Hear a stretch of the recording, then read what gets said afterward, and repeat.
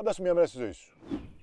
Περπατάς στην πόλη, πηγαίνεις στη δουλειά σου, ψωνίζεις, χαιρετάς τους φίλους σου. Στην πορεία όμως θα συναντήσεις και ανθρώπους διαφορετικούς. Κάποιοι θα τους πούν περίεργους, κάποιοι θα τους πούν ακόμα και τέρατα. Άλλοι δεν θα τους προσέξουν καθόλου, γιατί πλέον είναι διαφορετικοί, όπως είμαστε όλοι μας. Άλλοι θα τους πούν απλά ανάπηρους. Αν είσαι ένας από αυτούς που δεν τους κατάλαβες, είναι γιατί η καθημερινότητά τους είναι γεμάτη με τόση φυσικότητα όσο η δική σου. Αυτή είναι η καθημερινότητα. Μια καθημερινότητα που δεν βλέπουμε συχνά, αλλά είναι παντού γύρω μας. Τα άτομα με αναπηρία ζουν, εργάζονται, αλλά επιδρούν με τους άλλους ακριβώς όπως και εμείς. Και η αλήθεια είναι ότι θα μπορούσαμε να τους συναντήσουμε κάθε μέρα χωρίς καν να το καταλάβουμε. Όταν ερχόμαστε αντιμέτωποι με κάτι άγνωστο, συχνά προσπαθούμε να το ερμηνεύσουμε μέσα από αυτά που ήδη γνωρίζουμε. Άλλες φορές επιλέγουμε να το απορρίψουμε και άλλες φορές να το αγνοήσουμε. Όταν δεν διδαχτήκαμε κάτι μέσα στην οικογένειά μας, στο σχολείο ή δεν το ψάξαμε από μόνοι μας, συχνά το θεωρούμε ταμπού ή κάτι για το οποίο απαγορεύεται να μιλάμε, μήπως το χρησιμοποιήσουμε, μήπως το πάθουμε εμείς, για να φυλαγόμαστε από αυτό. Πάντως, αντιδράμε σαν να είναι κάτι αρνητικό. Κάτι τέτοιο συμβαίνει και με την αναπηρία. Η αναπηρία είναι ένα θέμα που πολλοί αγνοούμε και ακόμα πιο συχνά το αποφεύγουμε. Γιατί κανείς δεν μας έμαθε ότι όλοι μας μπορεί να βρεθούμε σε αυτή την κατάσταση κάποια στιγμή στη ζωή μας. Και κάπως έτσι δημιουργούνται οι μύθοι. Τα άτομα με αναπηρία προτιμούν να περνούν περισσότερο χρόνο με άλλα αναπηρά άτομα. Μύθος. Τα άτομα με αναπηρία θέλουν να επικοινωνούν με μένα, με σένα, με τον καθένα. Να κάνουν φίλους και να νιώθουν την αποδοχή που έχουμε όλοι ανάγκη. Επιζητούν τη φιλία μας. Και ίσως να την έχουν περισσότερο ανάγκη, μιας και ο καθένας μας που έχει βιώσει μια δύσκολη κατάσταση χρειάζεται να έχει καλούς φίλους γύρω του. Όπως και εμείς, θέλουν να μοιραστούν στιγμές, να γελάσουν, να συζητήσουν για τη ζωή, την καθημερινότητα, την αγάπη.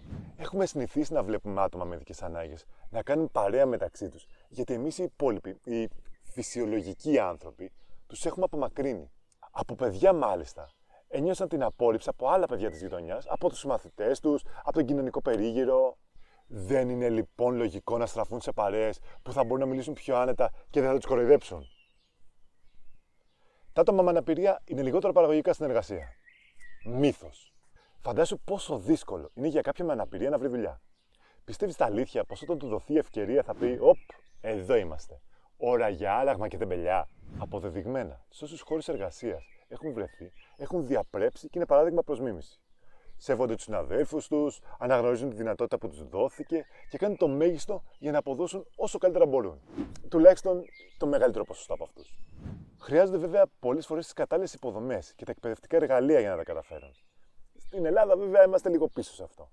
Σε τι άλλο πιστεύετε ότι η Ελλάδα έχει μείνει πίσω? Γράψτε μου στα σχόλια και πατήστε ένα like για να δει και το YouTube ότι αυτά που λέμε και λέτε κι εσείς στα σχόλια πρέπει να ακουστούν. Και το νου σας. Να ξέρετε πως αρκετοί από εσάς που βλέπετε έχετε κι εσείς κάποιον φίλο, κάποιον συμμαθητή, κάποιον συνάδελφο με κάποια αναπηρία που ίσως να μην το ξέρετε καν ότι την έχει. Οι λεγόμενες αόρατες ασθένειες. Επόμενος μύθος. Δεν πρέπει να ρωτάς ένα άτομο με αναπηρία για την κατάστασή του και γενικώς για την αναπηρία. Μύθος.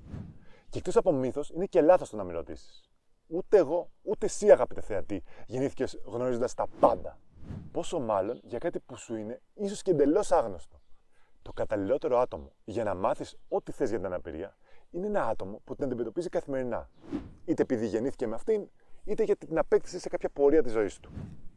Αρκεί φυσικά να ρωτάς με σεβασμό και φυσικά με την ανάλογη ευαισθησία. Με τον ίδιο τρόπο που θα ήθελες να ρωτήσουν και εσένα να περιγράψεις ένα δύσκολο κομμάτι της ζωής σου που είτε βίωσες στο παρελθόν ή βιώνεις ακόμα και τώρα. Είναι προτιμότερο να ρωτάς από το να προσπαθείς να μαντεύεις από μόνος σου και να βγάζεις λανθασμένα συμπεράσματα. Τα άτομα με αναπηρία είναι γενναία και δυνατά. Εδώ υπάρχει μια λεπτή ισορροπία μεταξύ μύθου και πραγματικότητας. Είναι αλήθεια ότι συχνά πρέπει να είναι δυνατοί αφού καθημερινά αντιμετωπίζουν δυσκολίες που οι περισσότεροι δεν μπορούμε καν να φανταστούμε. Όμως για τα άτομα με αναπηρία, αυτό είναι απλώς ένα μέρος της καθημερινότητάς τους. Δεν συγκρίνουν τις ζωές τους με άλλες, γιατί πολλοί δεν γνωρίζουν πώς θα ήταν αν δεν ήταν τυφλοί, αν δεν ήταν κοφοί, αν ήταν αρτιμελείς. Είναι επίσης πραγματικότητα. Γιατί παρά τις αντίξωες συνθήκες που μεγάλωσαν, ορίμασαν και τα κατάφεραν. Και τα καταφέρνουν καθημερινά. Η αναπηρία δεν είναι κάτι ξένο. Είμαστε όλοι εν δυνάμει ανάπηροι.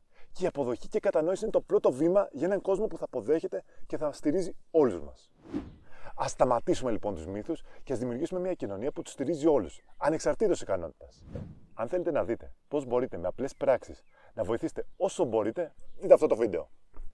Και όπως πάντα να θυμάστε, πολλοί μικροί άνθρωποι που βρίσκονται σε πολλά μικρά μέρη κάνουν πολλά μικρά πράγματα που μπορούν να αλλάξουν τον κόσμο. Τα λέμε στο επόμενο βίντεο.